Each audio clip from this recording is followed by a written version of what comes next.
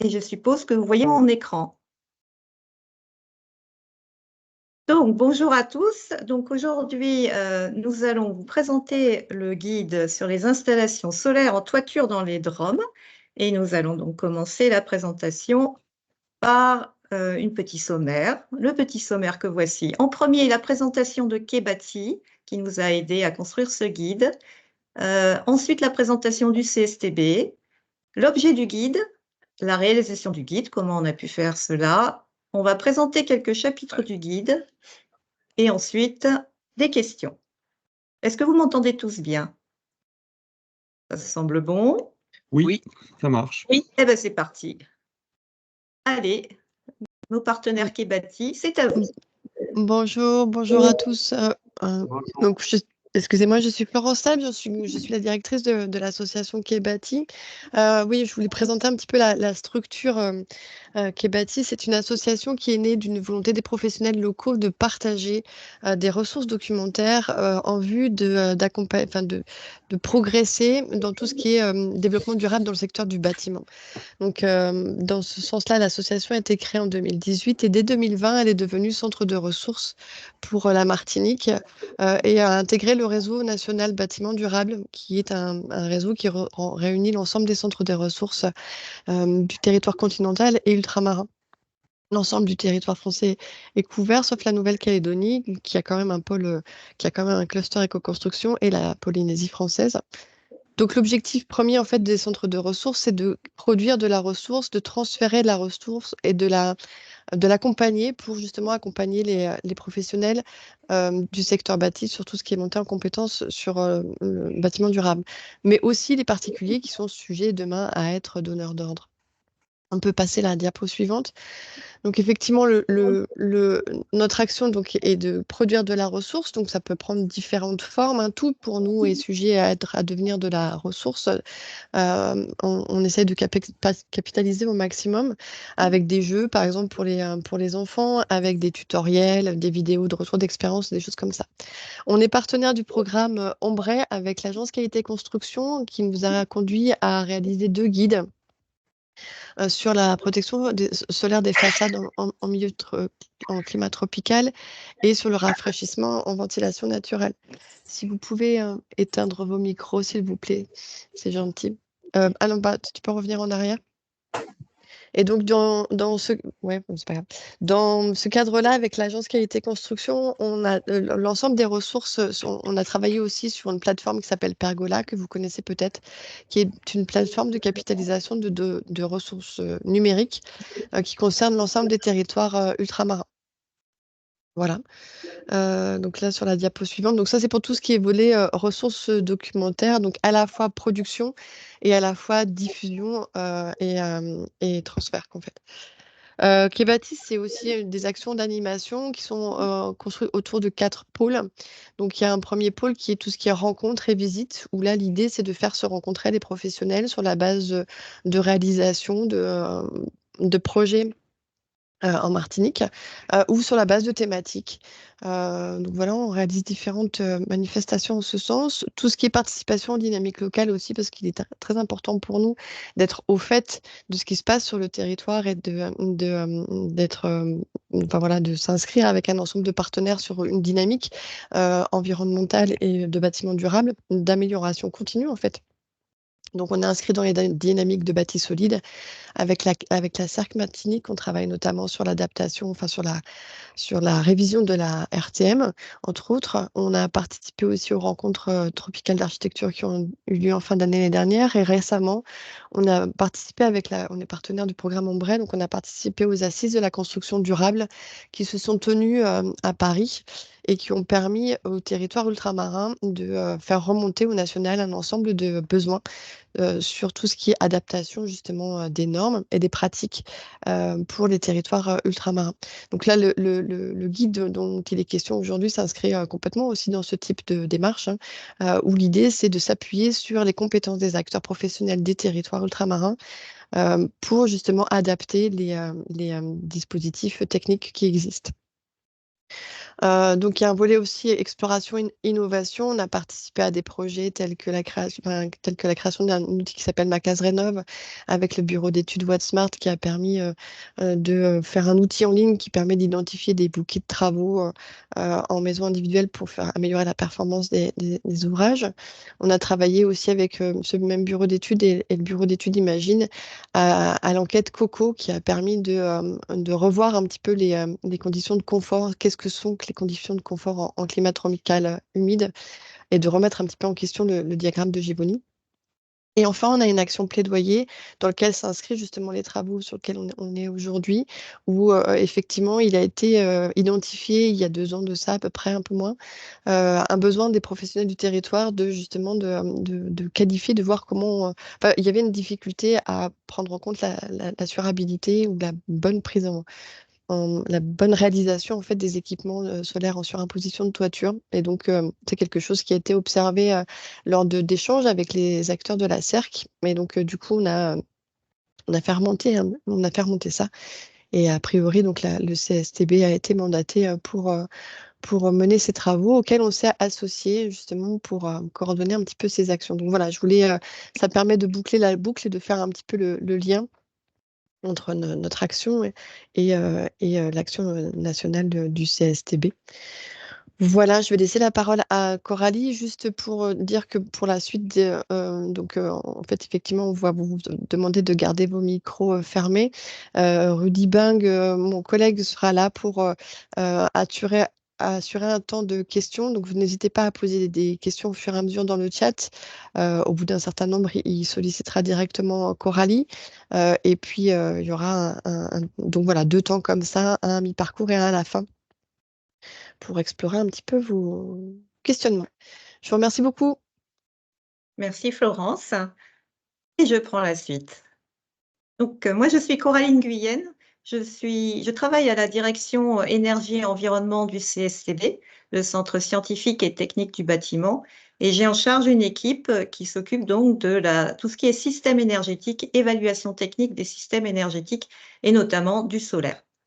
Alors, le CSTB, c'est quoi? C'est une entreprise qui est publique, c'est ce qu'on appelle un EPIC, un établissement public d'intérêt commercial, au service de ses clients donc et de l'intérêt général.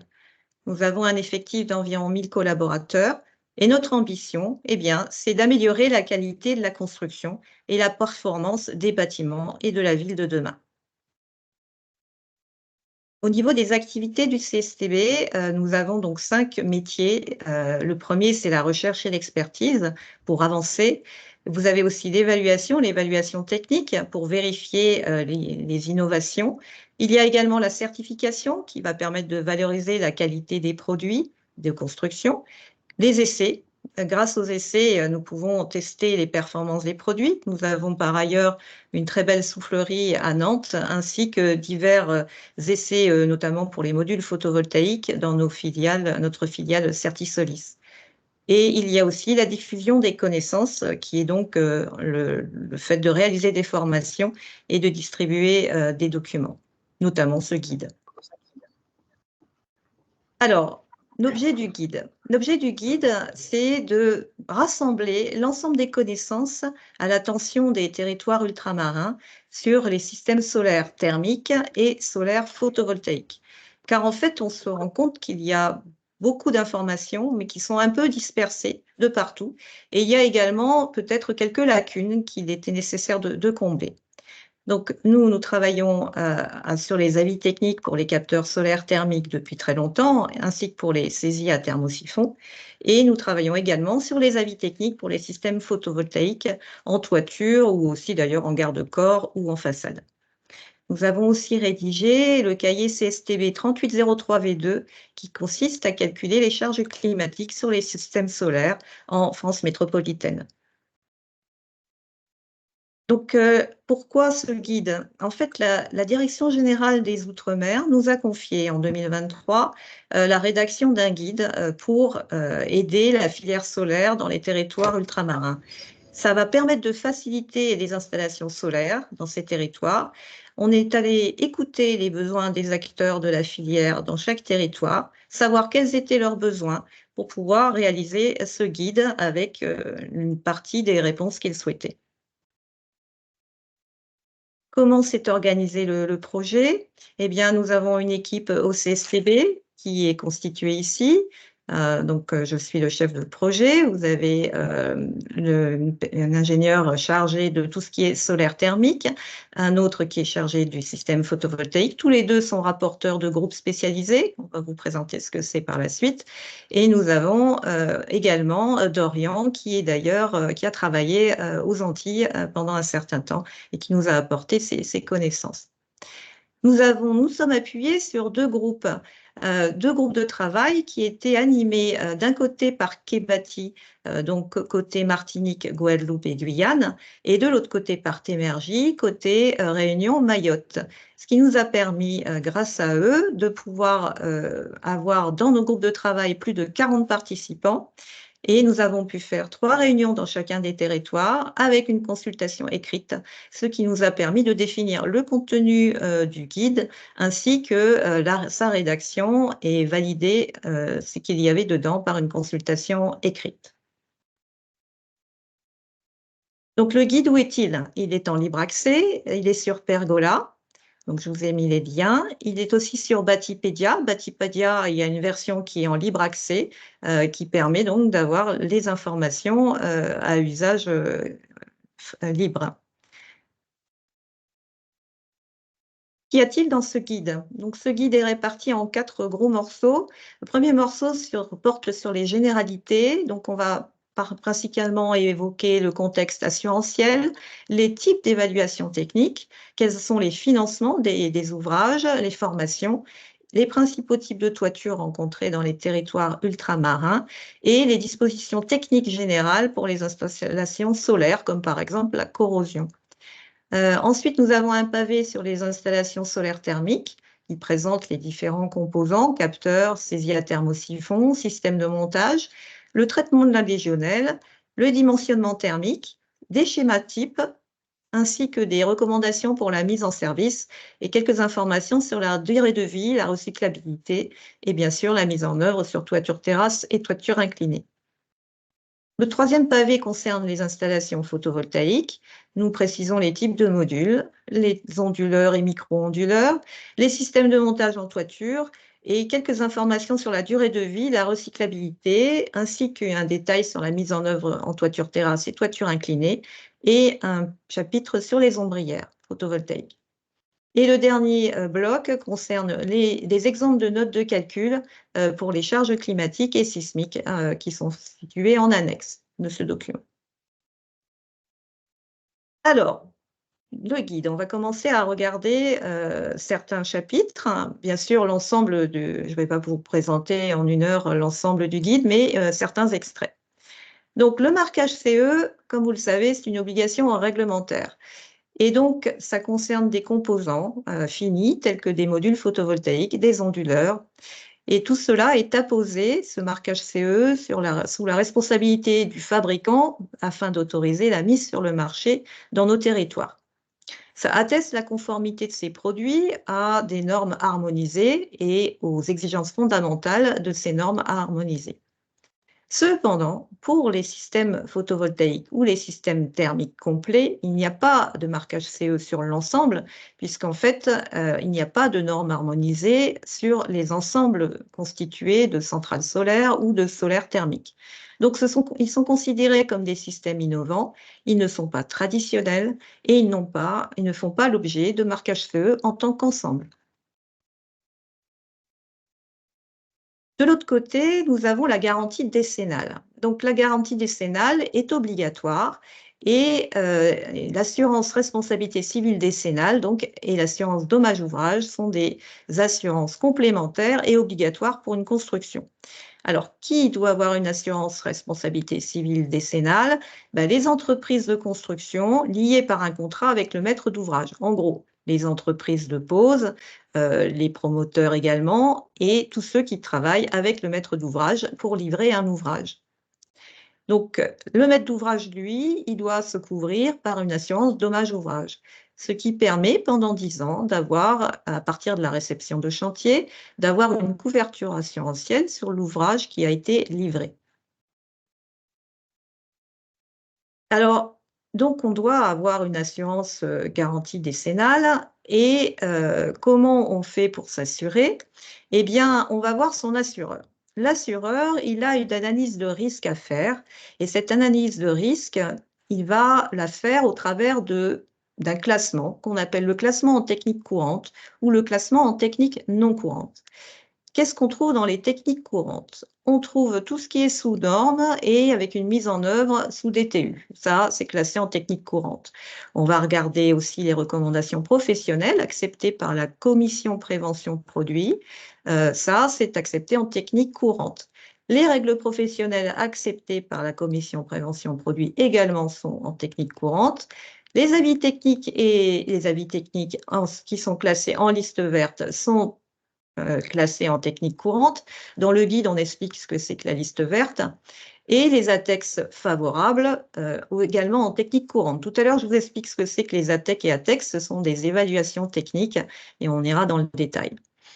Donc, le reste, c'est un classement en technique non courante, c'est-à-dire les règles professionnelles qui ne sont pas acceptées par la Commission prévention produits, les familles d'avis techniques qui sont mises en observation, c'est-à-dire qu'il y a une haut taux de sinistralité vu des assureurs, donc ils les classent en technique non courante, et les ATEX qui sont défavorables ou réservés sont mis en technique non courante.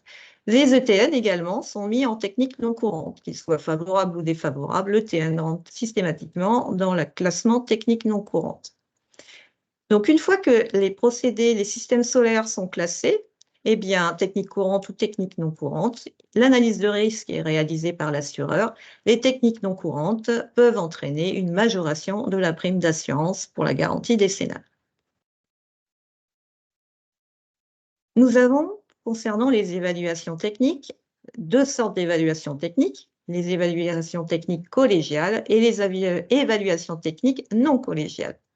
Alors, qu'est-ce qu'une évaluation technique collégiale? Elle est réalisée avec le consensus d'un groupe d'experts de la filière. Et cet avis, qui est d'ailleurs porté par l'expérience des experts, permet de délivrer un avis très éclairé, voyant l'ensemble des facettes d'un système innovant. Donc, ces évaluations techniques collégiales, il y en a 3 sortes. L'avis technique, qu'on appelle aussi ATEC, l'appréciation technique d'expérimentation, qu'on appelle également ATEX, et l'évaluation technique des produits et matériaux, ETPM, qui est pour un produit semi-fourni, qui n'est pas franchement l'objet de ma présentation aujourd'hui, mais vous le retrouverez dans le guide. Alors, l'avis technique, c'est une évaluation donc technique collégiale, c'est volontaire, c'est-à-dire qu'il n'y a pas d'obligation d'avoir un avis technique.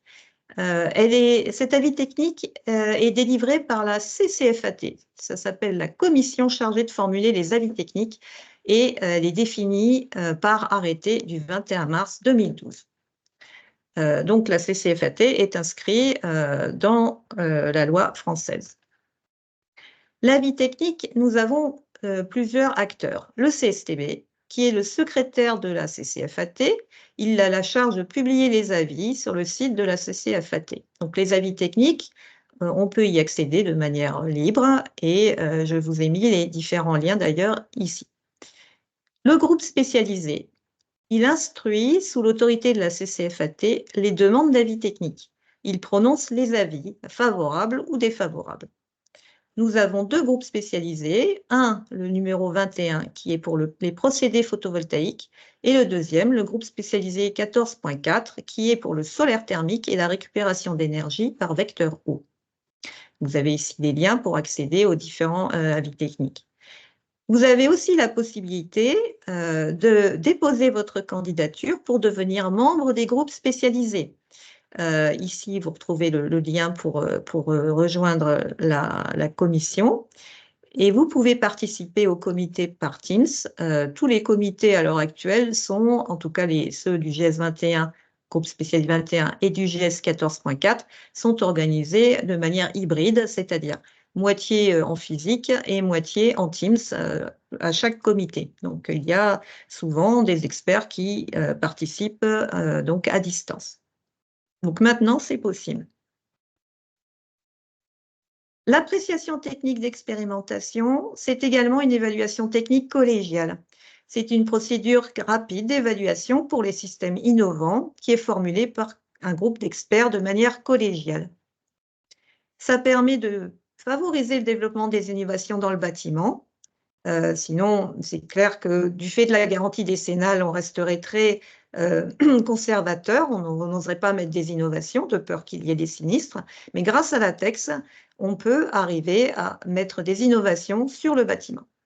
Et les premiers retours d'expérience permettent éventuellement par la suite de demander un avis technique.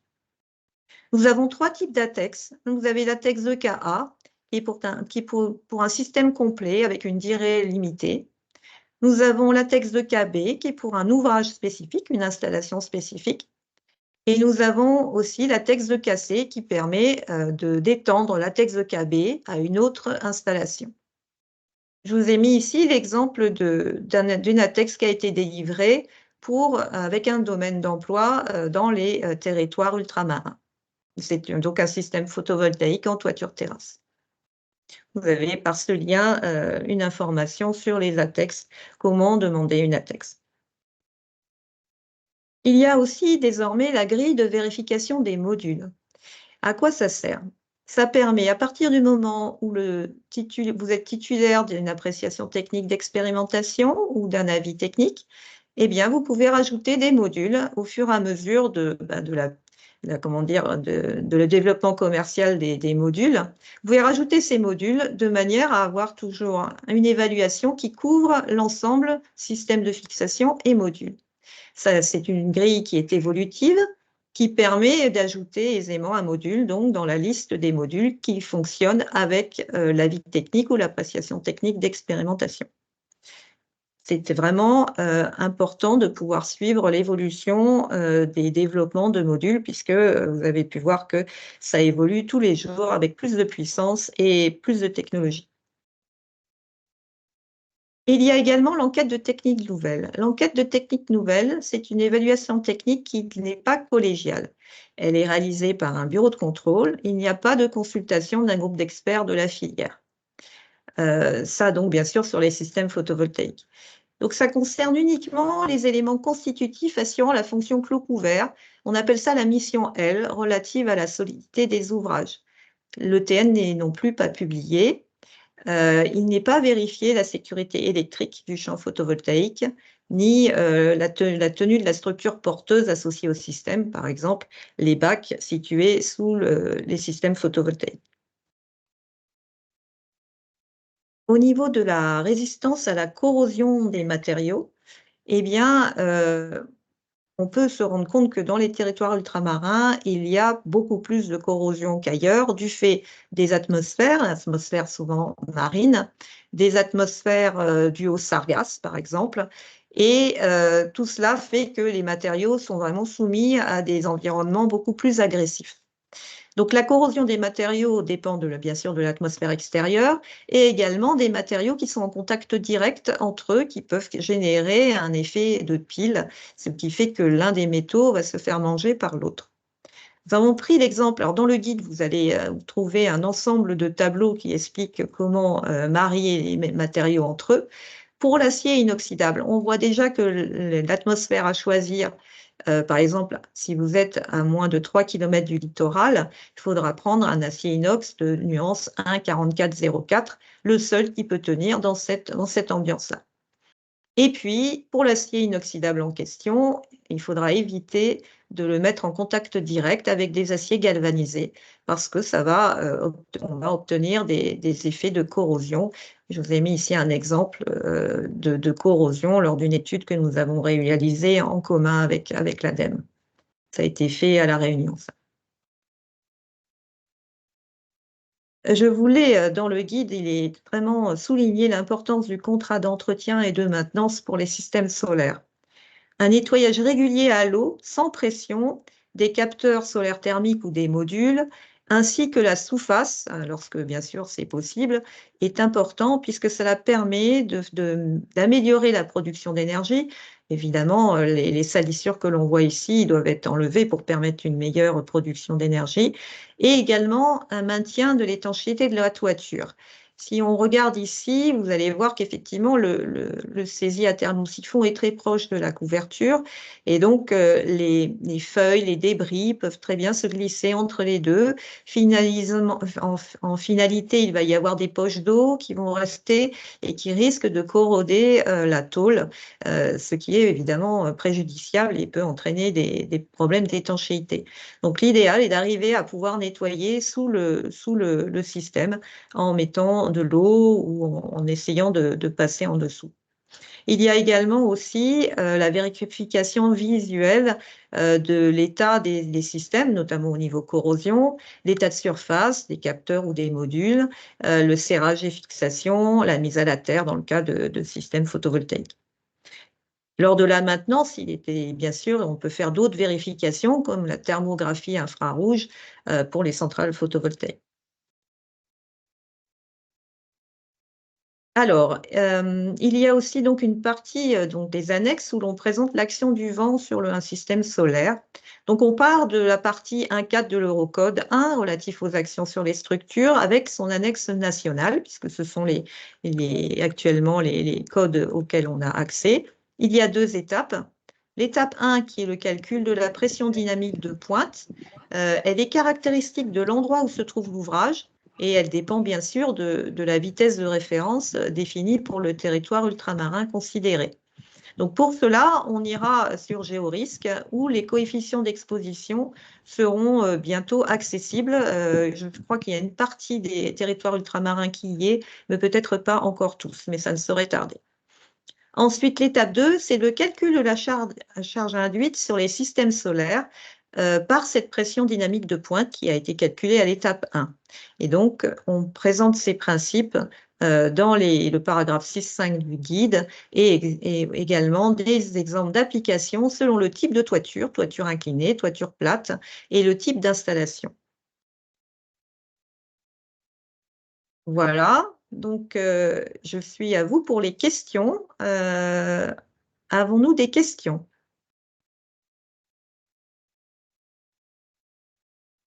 Je vais me mettre en... Alors oui, bonjour à tous. Donc Bonjour. Rudy Bang, Keibati, chargé de projet bâtiment durable.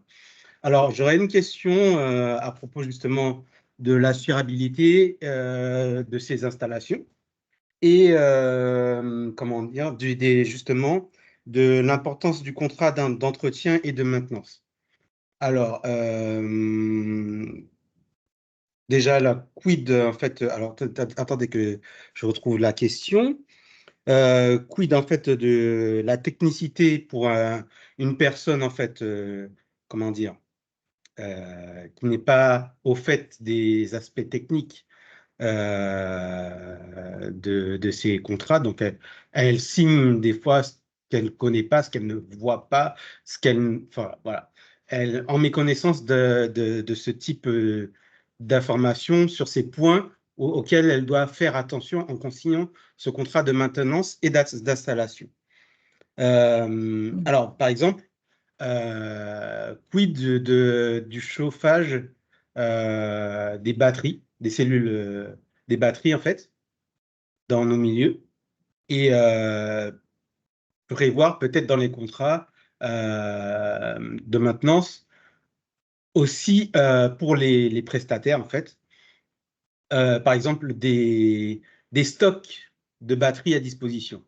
C'est-à-dire que pour un contrat où vous avez une installation avec 2 batteries, une batterie se retrouve, elle a chauffé, elle a gonflé, et malgré des conditions bonnes de conservation dans un local spécifique, donc malgré ces conditions, elle chauffe.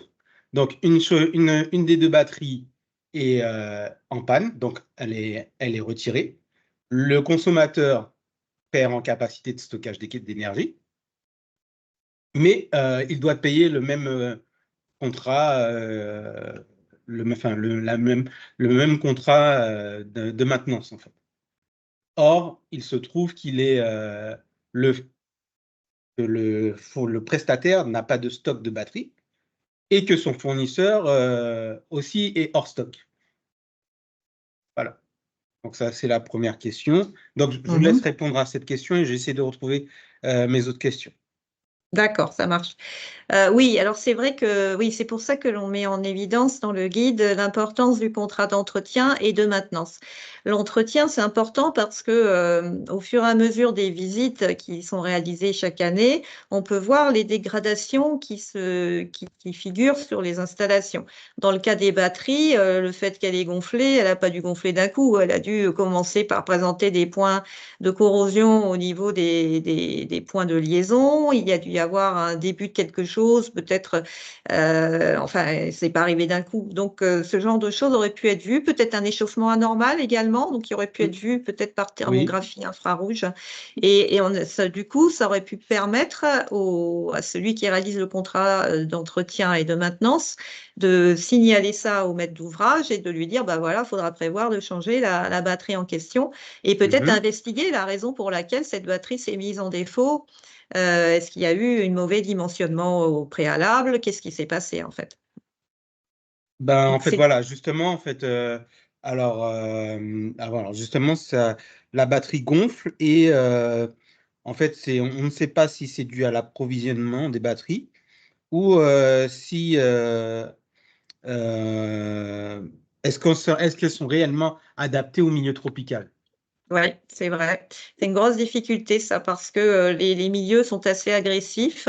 Et bien que la batterie soit à l'intérieur, je suppose, de l'habitation, il y a sans doute un environnement intérieur qui n'est peut-être pas l'idéal pour cette batterie-là. Peut-être qu'il faudrait des batteries tropicalisées, mais je ne sais pas si ça se trouve facilement dans les territoires. Et, et c'est vrai que l'idéal est d'avoir un stock de batteries, mais je sais que c'est pas évident d'obtenir rapidement du matériel assez sophistiqué. C'est vrai que l'idéal est d'avoir un stock de produits ou d'équipements prêts à être changés en cas de défaillance. Mais quand même, il y a une investigation à faire avant de rebrancher une nouvelle batterie. Peut-être que la qualité de la batterie initiale n'était pas très bonne, mais il y a peut-être aussi un problème de dimensionnement à vérifier. D'accord, ok, c'est bien noté.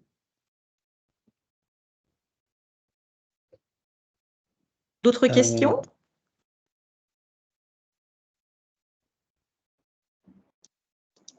Bonjour. Il n'y a pas d'autres. Allez-y.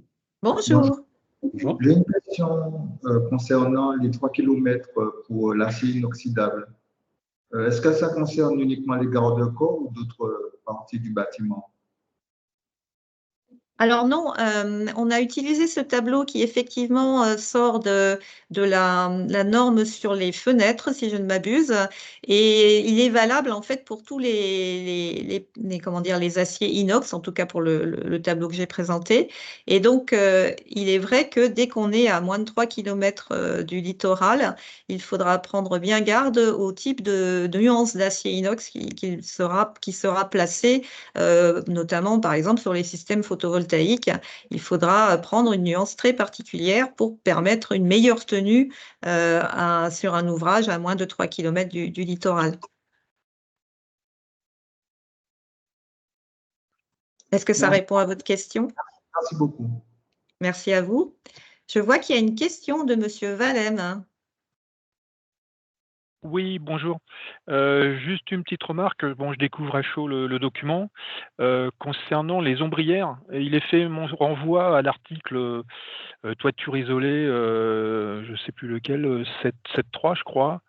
Après, il faudra peut-être le compléter par la prise en compte de stockage de voitures ou de camions sous l'ombrière, qui fait qu'on a un coefficient phi de remplissage qui modifie le soulèvement, quoi, et pas dans le bon sens malheureusement. Donc c'est juste un petit complément.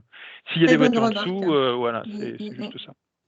Très, très bonne remarque. Effectivement, le fait de modifier, on va dire, la perméabilité ou en tout cas la charge de l'ombrière, effectivement, va modifier son comportement. Donc là, au CSTB, à l'heure actuelle, on est en train de rédiger le référentiel d'évaluation technique pour les ombrières et on ne manquera pas, j'imagine, au GS21 d'en discuter pour pouvoir le mettre en œuvre. Merci pour cette remarque, Frédéric. D'accord. Et puis, j'ai vu là le calcul automatique du CO2Z sur Géorisque là. Je sais que le CSTB fait ça à l'époque, une cartographie où tout était précalculé. Ça, c'est très, très bien si c'est de nouveau disponible. Ça permettra de gagner du temps, pour tout le monde et un grand facilitateur vis-à-vis des déterminations de vitesse de vent, quoi. Donc on Oui, attend ça avec impatience. oui, d'autant plus que les territoires ultramarins sont vraiment contrastés. Il y a des vallons, il y a différentes géographies, et c'est vrai qu'à quelques mètres près, on ne va pas avoir le même coefficient. Donc c'est vraiment important d'avoir ces coefficients installés sur Géorisque pour vraiment traiter l'ouvrage précis à l'endroit où il est. Et puis la mer est pas loin, quoi. Donc, En plus. merci. Merci. Alors, je vois qu'il y a une question de Monsieur Courriol, Boris Courriol. Bonjour. Oui, bonjour. Alors moi j'ai deux petites questions. La première pour rester sur les risques liés à la corrosion. Je voulais savoir si vous aviez ou si vous traitez dans votre guide du retour d'expérience sur tout ce qui va être électronique. Pour certains clients, il y a l'onduleur se pose en extérieur. Est-ce que l'onduleur résiste bien à la corrosion? Est-ce que vous en parlez un petit peu? Ça, c'est ma première question. Deuxième question, c'était donc, je sais très bien que vous posez, enfin, le guide traite uniquement des toitures rampantes, en tôle, mais on a aussi beaucoup de toitures béton, terrasse. Est-ce que vous avez prévu de faire un guide à ce sujet-là, un peu similaire? Alors, on parle aussi des toitures terrasses, hein. D'ailleurs, il y a les notes de calcul qui sont aussi pour les toitures terrasses. Les exemples de notes de calcul simplifiées qu'on a pu mettre dans le guide parlent aussi des toitures terrasses. Fantastique. Alors, pour ce qui est de la question sur les onduleurs, alors oui, ce sont des équipements électroniques. Il faut que le fabricant d'onduleurs vous propose une version tropicalisée, comme vous avez peut-être sur certaines pompes à chaleur. Il y a nécessité si vous voulez avoir une certaine durabilité, parce que je suppose qu'un onduleur 7 ans dans les territoires ultramarins, peut-être qu'il prend quand même cher vu les environnements assez agressifs qu'il va recevoir. Donc, s'il y a des fabricants d'onduleurs tropicalisés, c'est mieux. Et peut-être que ça va peut-être faire naître des vocations à créer des onduleurs renforcés pour les atmosphères agressives, notamment pour les zones des territoires ultramarins. Donc vous conseillerez de poser plutôt l'onduleur en intérieur si possible qu'en extérieur. Alors, Quand c'est vous allez en possible marin moyennant et des quelques... sargasses peut-être. Ouais, voilà, c'est ça. Et c'est possible moyennant quelques vérifications, quelques préconisations. Oui. Elles sont indiquées dans le guide. Vous allez voir qu'on préconise que ça ventile bien et qu'effectivement, l'idéal, ce serait pas de le mettre au vent, mais sous le vent. Enfin, c'est un peu. C'est vrai que l'onduleur, tout ce qui est équipement électrique, électronique, il y a vraiment des précautions à prendre pour pouvoir les garder les plus longtemps possible, sachant qu'à un moment donné, il faudra quand même les changer puisqu'ils seront assez mangés par l'environnement extérieur. Merci. Merci à vous. Monsieur Vinet, Jérôme, vous avez une question? Oui. Bonjour, je voulais rebondir sur le commentaire de Monsieur Valem concernant les ombrières photovoltaïques.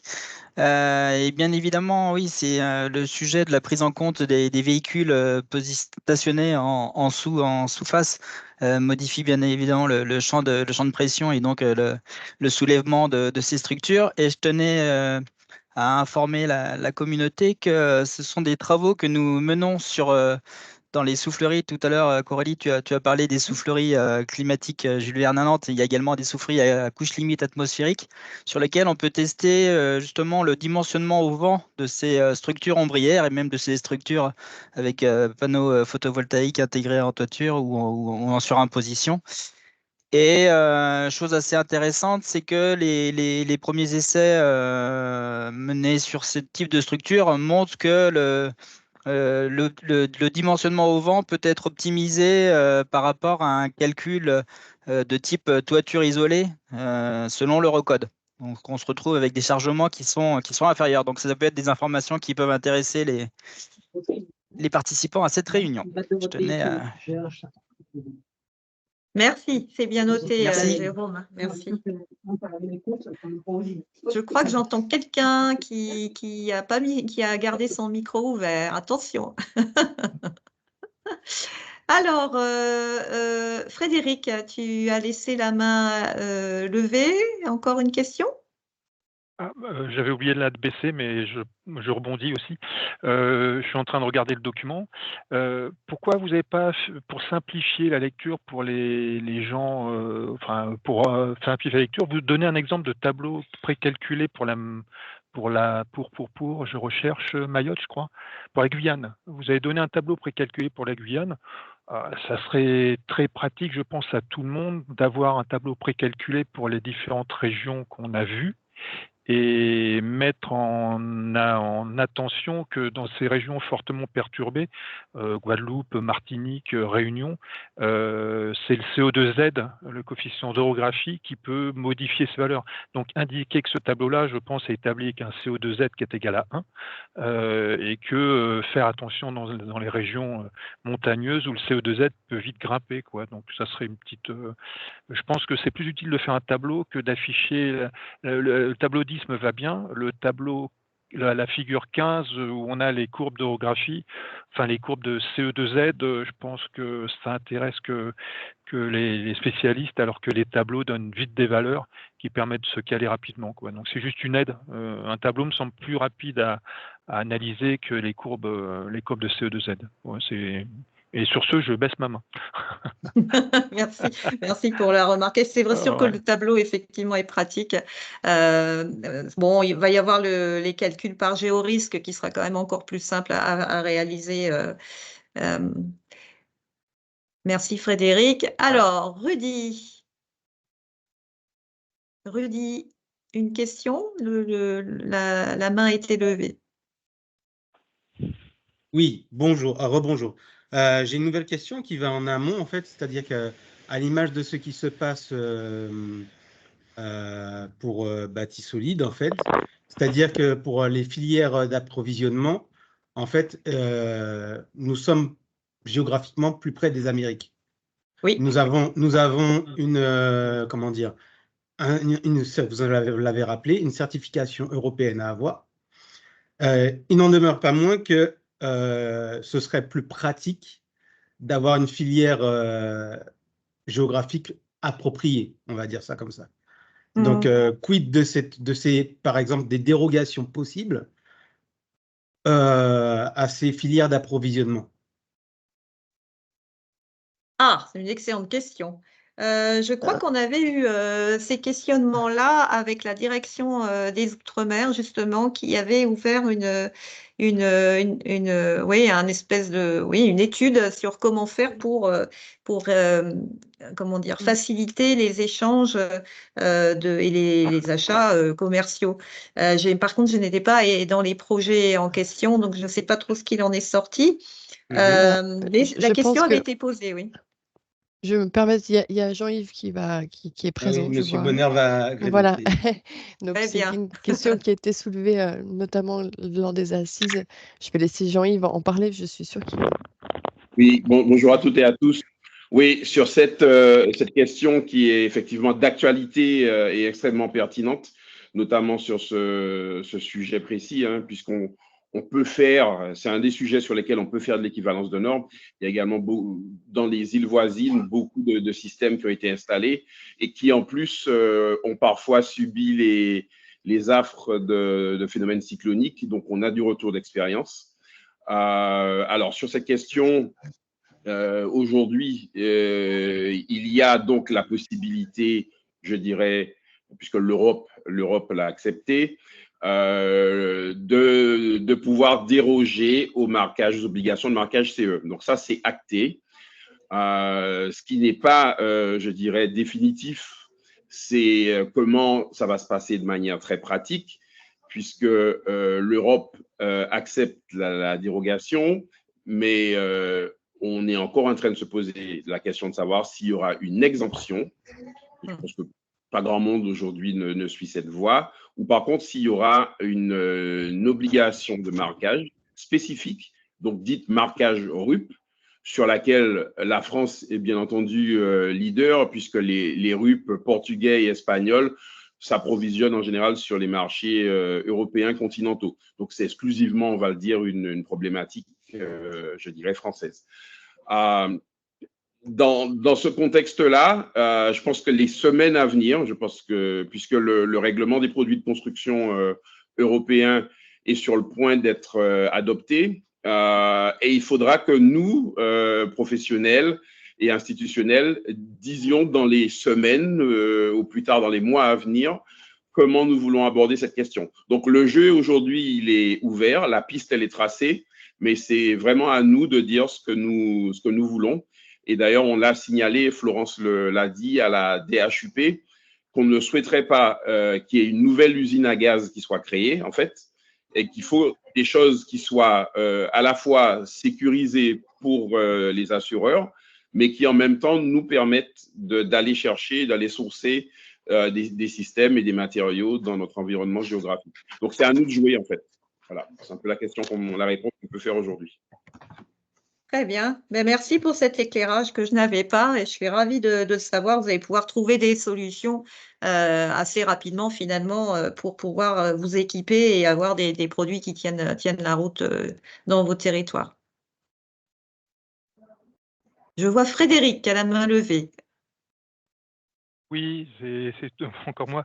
Oui, donc effectivement, je crois de mémoire, quand le recode avait été révisé, recode vent toujours, quand il a été révisé du fait du manque d'informations, ça c'est M. Vinet qui pourra confirmer, mais du fait du manque d'informations recevables des relevés de vent, surtout au niveau des Antilles, c'est surtout les essais, les valeurs américaines qui avaient été prises un peu en référence, enfin les relevés américains analysés à la sauce recode, donc la passerelle doit exister. Après, où je rebondissais, c'est sur la localisation, j'allais dire, d'emploi des produits. Si on prend les panneaux photovoltaïques, on s'est rendu compte dans la dernière IEC, dans celle de 2022, qu'il commence à apparaître des classes d'usage de température. Donc, le problème, effectivement, on peut se poser la question par rapport aux IEC, si pour vos régions, j'allais dire, relativement chaudes et ensoleillées, contrairement à la nôtre, on peut se poser des questions sur les classes de température à retenir ou pas, quoi. Après, c'est très nouveau, donc la question a été abordée au GS21. Merci Frédéric. D'ailleurs, pour le solaire thermique, les normes d'essai concernant les capteurs solaires thermiques tiennent compte d'un classement et ça permet effectivement de pouvoir dire que tel ou tel produit est plus adapté à des endroits où il y a plus d'UV, plus d'irradiance solaire. Donc ça, c'est en marche, c'est en application depuis fort longtemps. La norme des capteurs solaires a évolué pour tenir compte des classements de température. Donc l'IEC a aussi évolué, mais on n'a pas encore digéré l'évolution. D'accord, ça va venir. Voilà. Alors, qui a encore la main levée? Je vois Jean-Yves Bonner, mais peut-être que c'est la main qui n'a pas été encore descendue. Donc la main qui n'a pas été descendue, c'est bon. Voilà, très bien. Bon, est-ce qu'il y a d'autres questions? Donc, je vous invite à vous approprier le guide et éventuellement me faire des retours. C'est parce qu'en fait, on est là pour ça et on le mettra à jour au fur et à mesure. En tout cas, on essaiera pour pouvoir répondre aux besoins des territoires ultramarins et pouvoir permettre plein de solaire, que ce soit du thermique ou du photovoltaïque sur les toitures dans les territoires. Et si vous n'avez pas d'autres questions. Moi, j'en profite pour dire un grand merci à l'ensemble des acteurs qui ont contribué à la rédaction de ce guide, en fait. Voilà, aux travaux qui ont été menés. Voilà, je tenais à souligner l'intérêt et effectivement la force que ça représente pour les territoires de pouvoir échanger et produire ce genre de choses. C'est vrai que jusqu'à présent, on n'avait pas vraiment ce dialogue et moi, je suis ravie d'avoir pu mener cette investigation parce qu'on voit qu'on a énormément de richesses à reprendre tout ce qu'il y a comme exigence dans les territoires ultramarins et de pouvoir voir ce qu'il y a dans les documents techniques pour qu'ils puissent s'appliquer sur les territoires ultramarins. Donc, il y a vraiment beaucoup d'investigations possibles et on va tenter de tenir ce guide à jour pour pouvoir vous soutenir dans cet effort d'installer du solaire sur les territoires. Voilà, eh bien, écoutez, je vous remercie pour votre attention et puis, ben, je vous souhaite une bonne journée. Au revoir à Merci à tous. tous. Juste Au pour finir revoir. aussi, le replay sera envoyé ou disponible sous peu via le CSTB Kebati. Voilà. Au revoir à tous. Au revoir. Au revoir.